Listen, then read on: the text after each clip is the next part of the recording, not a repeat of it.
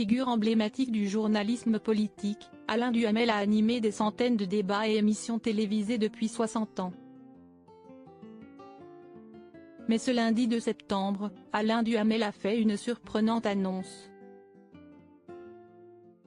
Sur BFM Télévision, le journaliste de 84 ans a révélé que cette saison était sa dernière sur la chaîne. Il prendra sa retraite en juin 2025. CST dans l'émission Face à Duhamel qu'Alain Duhamel a annoncé sa décision. CST votre rentrée et CST votre dernière saison après 60 années d'analyse politique, a lancé le présentateur Alain Marchal. Oui, c'est la dernière classe, a confirmé Alain Duhamel, non sans une pointe d'émotion dans la voix. Un retrait qui fera plaisir à son épouse.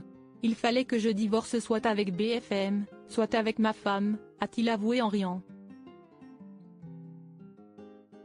En 1965, c'était ma première réalisation visible, une série de 2 papiers, 2 jours de suite, dans Le Monde, sur la sociologie des électorats du général de Gaulle.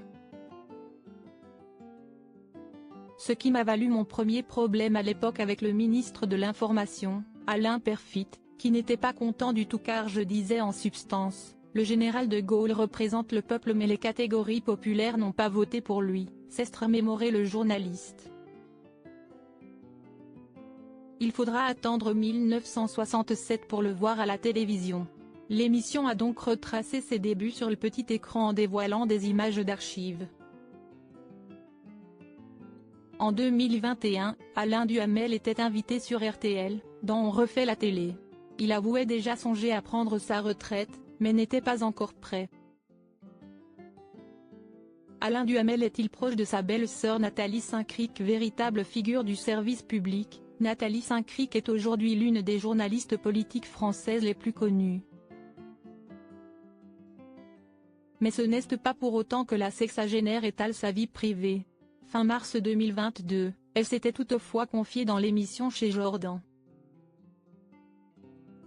Questionnée sur ses relations familiales par Jordan de Luxe, elle avait évoqué sa relation avec son beau-frère, Alain Duhamel. Ce dernier entretient de très bonnes relations avec sa consoeur et belle-sœur. Sur Télé Loisirs, Nathalie Saint-Cricq avait ainsi admis s'entendre très bien avec lui. Au début, je lui demandais des conseils, je ne suis pas du tout du genre à me dire que j'ai la vérité révélée, donc j'appelais dans le temps Alain, maintenant j'appelle mon fils, qui est journaliste politique, avait-elle révélé dans l'émission Chez Jordan de Télé Loisirs. Article écrit en collaboration avec 6 médias Crédit Photo, Chrislène Caillot Panoramique.